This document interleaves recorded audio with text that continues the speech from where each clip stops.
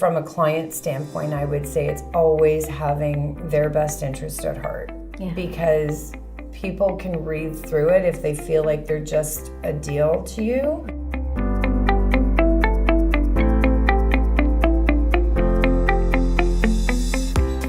Welcome to the Realtors Conspiracy Podcast. I'm here today with VanDinther, who's celebrating 26th year in real estate. Lori, 26 years. It's pretty exciting. Yeah. March 3rd. Congrats. 26 years seems like it was yesterday. Yeah? Nice. Well, one of the questions I asked is how long you've been a realtor, but now maybe you can tell us about your career from when you started to today.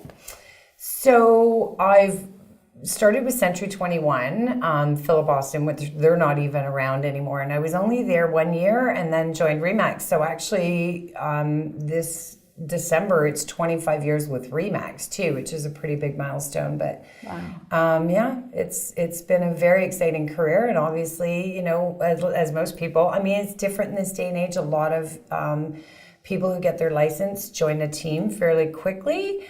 Teams were not a thing back then. So I started out on my own and was handed a phone book to Burlington, and they said, here's your prospecting list. So I wasn't much of a cold caller or door knocking. It's not my thing. Just immediately from the beginning started to build relationships with people. Yeah. And I think open houses was like, you know, when you don't have a client database, you rely first on your sphere of influence and then do open houses, meet people, and start from there. That's how I started. And we've, you know, after a lot of years and just full-time real estate, nothing else. I've never done anything else since I got my license and was on my own for a number of years. And then I've been really lucky and had some pretty amazing assistants, and now I have Kimberly Hall, who's, she's just an extension of me. We talk alike and think alike, and she's been with me now for 6 or 7 years, and so I have a small team now. Kim is an integral part of that team, and now we have also an administrative assistant, which is new to us in the last 8 months, and now I'm wondering how I even did anything without her. Yeah, that's very cool. So we like to keep it small because we're very hands-on with all of our clients, not physically hands-on, but doing a lot, just like, just being in tune with every client. There's no passing off. We both, we all work to the greater good of what the client's needs are. Not one of these themes that you put a sign on the lawn, your portrait's there, and then we never see you again. No, you're much that's more not there. our style. No, and I've become friends with so many of my clients over the years, and all of our business is repeat and referral. So when they call you, they want you. They want Lori. They want Kim. They want to know that we care. Like, people really want to know you care. And if you're there for them, then that really sends a signal that you care. If you're there personally and you're taking their calls, and whether it is 12 o'clock at night, returning a text because they're, a little worried about something, or just keeping them updated, being in touch. That's what they want. Yeah. Mm-hmm. And I've seen pictures of you online of doing staging, moving furniture and everything. So we can talk about staging a little bit. Yeah. You do it for all your properties, no matter what? Pretty much. If it's a vacant house and it's priced to sell, there's no sense in bringing a whole bunch of furniture in, because if it's a fixer-upper home anyway, that's my opinion anyway. But every listing that we take, we stage. Sometimes they're, big stages. Sometimes they're just little things that need to be done. We have a lot of our own staging. We call it soft staging. So if we're going in, and sometimes Trish is helping me now, well, she's always been there helping, but we'll do a little bit of soft staging with towels and cushions and throws, and just bringing fresh flowers in. And I would say 50% of the time we do that, because we do have the inventory to do that. And then the other 50% is a bigger stage, and it requires, a lot of people have great taste in their homes. And so we just work with what they have. We try not to make it daunting on them. Oh, remove all your stuff and we're going to bring in all new stuff. Yeah. And, people also, even though they're open to the idea of staging, they don't want their complete lives put in upheaval. Yeah. So we try to work with what they have and just make what they already have better. Yeah, very cool. You said in another video that you're Remaxer for life. What is it with Remax that you love the most? What is it that Remax gives you as a realtor, an advantage? So it's a very proactive, progressive company.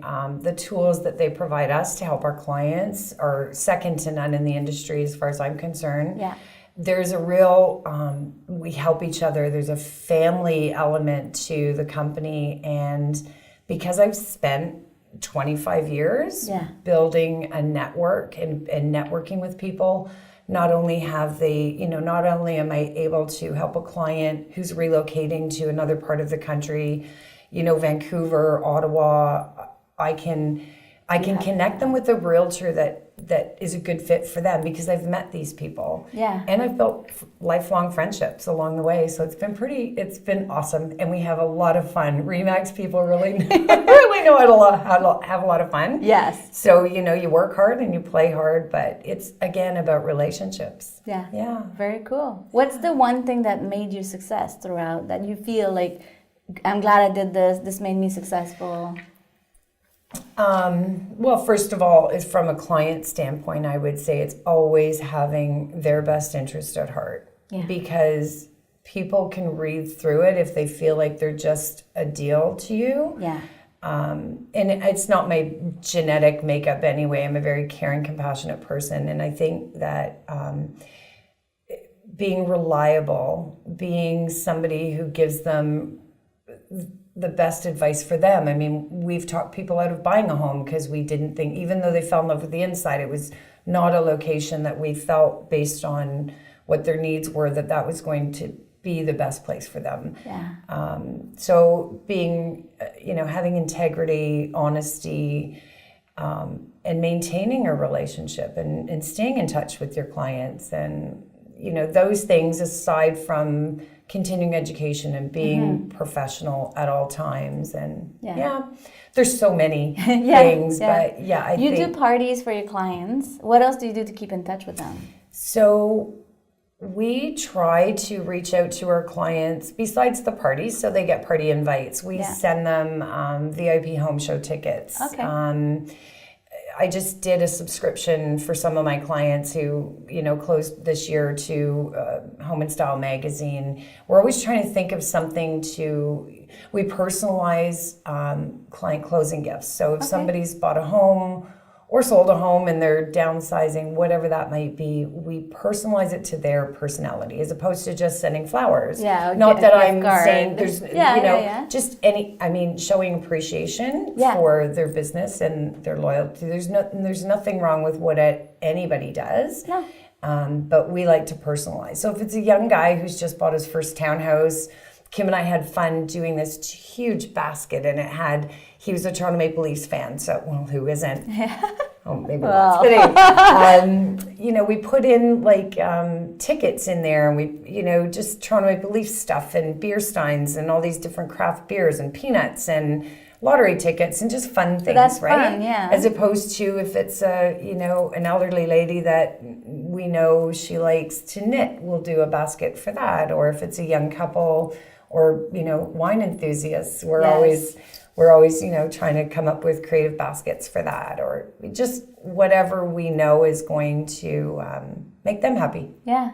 What was your background before becoming a realtor? I'm going backwards now. Yeah, that's okay. I was a law clerk, actually, and so I used to do legal real estate. Okay. And it really helped me getting in the business to have an understanding of what's behind the scenes and title searches and surveys and understanding how the lawyers bring the deal from the moment the transaction, they get the paperwork, the agreement of purchase and sale, and everything they do in between. And so it really actually, I find that my clients feel a good level of comfort. I don't ever try to give them a legal advice, but when you know you were a law clerk, when you know the background and what gets done by the lawyer, explaining that to them, they feel Yeah. Like you have some inside knowledge. Yeah. I think this question came because you're so caring, and I find now that I didn't know you were doing the personal basket, but it's part of your listening. You're listening to your clients, caring, taking attention of them. So that is cool. Paramount. Yeah. What does your typical day look like? What do you do on a day-to-day? So I'm not a morning person because I'm a night owl. So it starts with texts and emails typically, and Kim and I connect every morning first thing. What's happening? Did you get the paperwork to that person? Have you talked to that person? Or we kind of brief our day to each other. Okay. And just following up with clients, setting appointments, marketing material, getting that kind of stuff. Okay, what are we going to do? And Lori's been an integral part in that. Every day is different. Every day's exciting. Every day, we're trying to help people get where they want to be. Yeah. And there's a lot of background work to that. Yeah, I like it. Yeah. What would be, if I were to be a new realtor, what would you tell a new realtor 3 things you must do when you start real estate to grow your business? So I would say number 1, connect with your sphere of influence. This really is a people business. I know that there are some realtors who, blast neighborhoods, and as a realtor, you have to choose what fits with your personality, because I think if it's authentic to you, then it's authentic to the client. If you are the type of person that just wants to focus on one area and you mass mail it and you just keep doing that, that's not a bad thing. It's called farming in the industry. For me, again, it's building relationships. So you already have relationships, whatever you used to do in your previous career, or your friends. If you were born and raised in Burlington, you've got, a lifetime of friends and family and business associates. And so connect with them and build relationships. And you have to have a value proposition in order for people to believe in you. Anybody can take the real estate course and learn what you have to do paperwork wise and the rules and regulations we're bound by. But what's your why? Why are you doing this? There's a really good book actually that I read, and it's called Start With Why. Okay. Simon Sinek. Yes. And so that really helps if somebody's just starting in the industry. I would recommend they read that book. Mm-hmm. Open houses were really good for me, and I know that Kim likes them. And not that we don't do them. We do them to expose our properties, our listings, and get better exposure. It's just another tool we can use for our sellers, right? That's the number 1 goal. But if you are a new agent and you don't have listings, it was really good for me and also Kim. Go to agents in your office and see if they need help and do an open house and meet people personally, right? Because then you're gonna, like-minded people are attracted to you. And then, if you meet them and follow up is a really big thing. Okay. Just follow up and don't forget, if somebody's asked you to do something, get to it. Yeah. So what else? So I would say open house is your sphere of influence.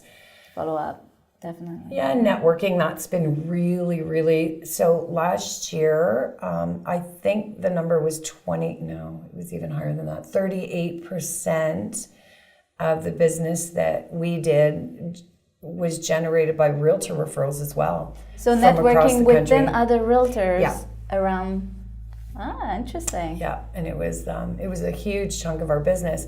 But again, everything you do, be consistent, right? Yeah. So pick your top 3, whatever you're comfortable with, whatever you're going to enjoy doing too. Because if you don't enjoy doing it, like if you're not somebody who likes, cold calling is not allowed anyway because of the the act. But if you have if you're involved in sports or your kids are involved in sports, then connect with people that way. I think that and just do what you say you're going to do. Yeah, very cool. Yeah. So now 26 years in business, what are you excited about this year?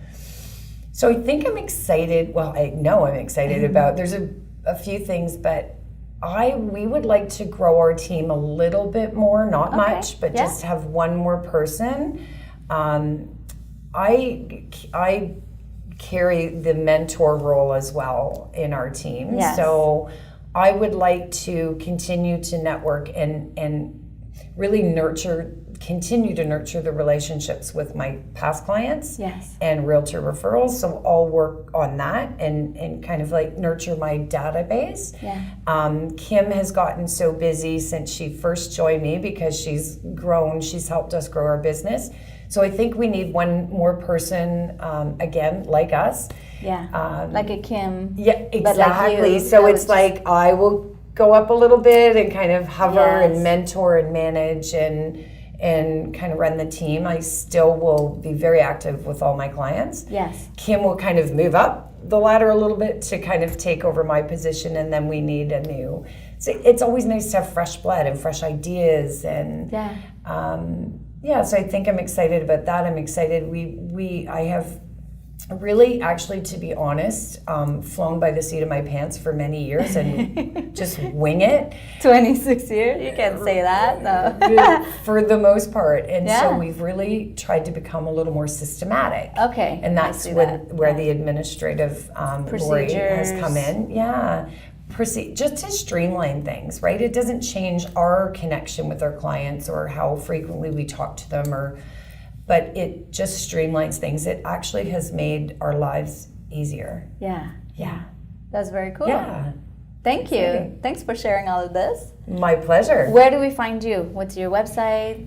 Contact info? So Remax Escarpment, Yes. and we're at 4121 Fairview. Our website is LoriV.com. Okay. So www.LoriV.com. Info@LoriV.com is our email address, and Kim and I get copied. Both of us get copied on that email.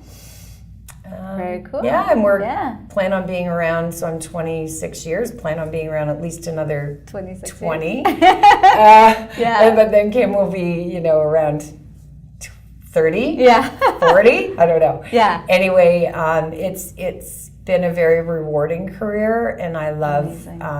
We love what we do. We Yeah. absolutely love it. I love it. Thank you. Got a great Thank you for having me today. Yeah. Awesome.